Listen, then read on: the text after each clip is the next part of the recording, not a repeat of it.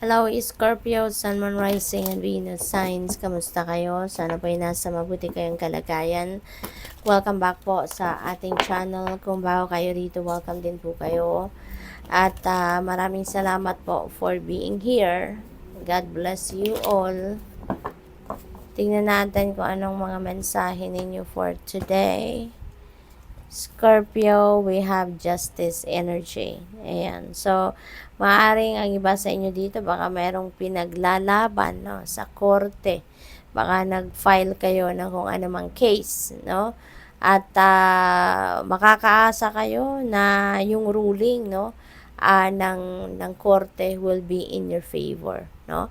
Whatever that is, whether that is divorce, annulment, child custody, baka may hinahabol kayong mga lupain, may mga dispute regarding mana, mga gano'n, or whatsoever, no?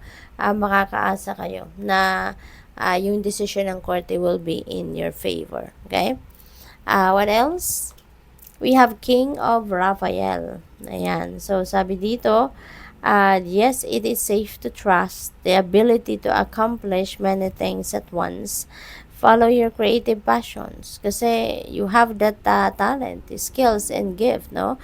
At kaya ninyong gawin kung ano man yung sinet ninyo sa isip ninyo na gusto ninyong ma-accomplish. You can definitely accomplish them.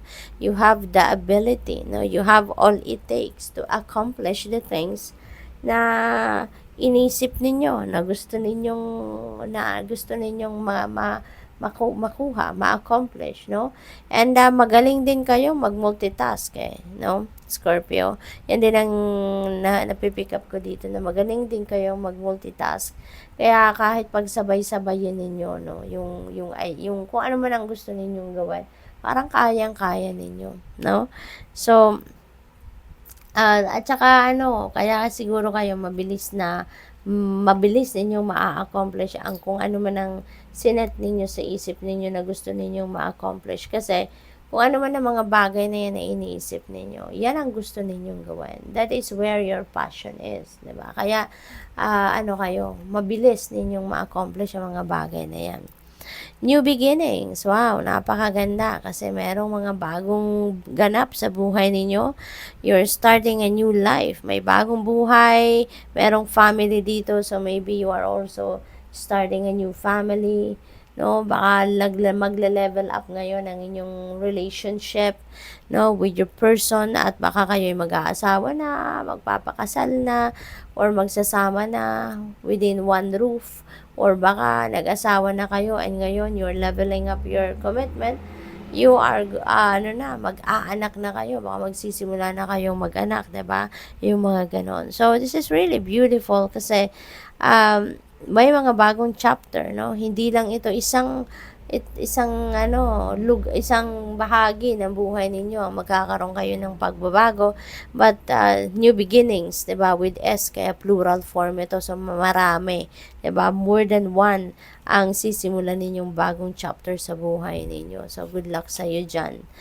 Page of Raphael. Ayan. So maaring pagdating naman sa kung mga single pa ang iba sa inyo rito, no, baka merong invitation dito para sa inyo for a date, no? Baka meron ditong okasyon na may ihiheld na okasyon kung sino man, at baka kayo'y maimbitahan at maaaring doon nyo makilala, no, yung soulmate niyo, yung twin flame, yung potential niyo na maging jowa, yung ganon. Probably then, no, baka meron talaga mag-i-invite sa inyo, makipag-date sa inyo, no, Scorpio, lalo-lalo na kung kayo ay single pa. Right?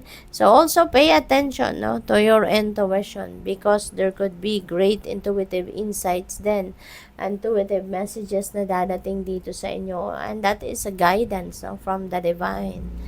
What else? We have 4 of Michael. Ayan. So pagod na si Scorpio, baka malalim ang iniisip, or baka physically, mentally, emotionally exhausted ang iba sa inyo rito. Baka na-stress na kayo sa mga ginagawa ninyo. Kaya kailangan muna ninyo ngayon na magpahinga.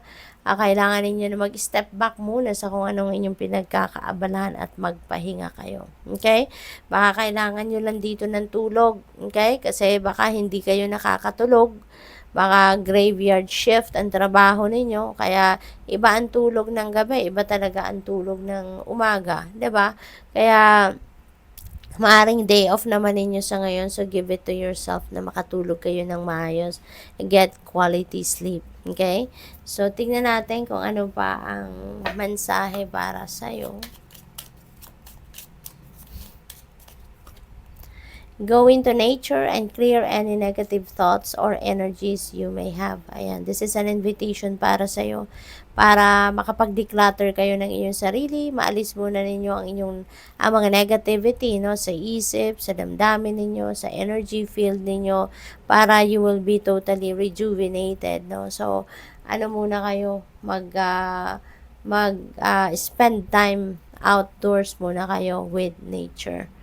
Kasi yung nature spirits, no, very therapeutic, very healing.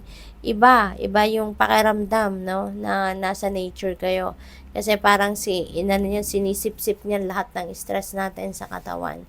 At by the time na makauwi tayo sa bahay, magaan na ang inyong pakiramdam. Presko na ang pakiramdam.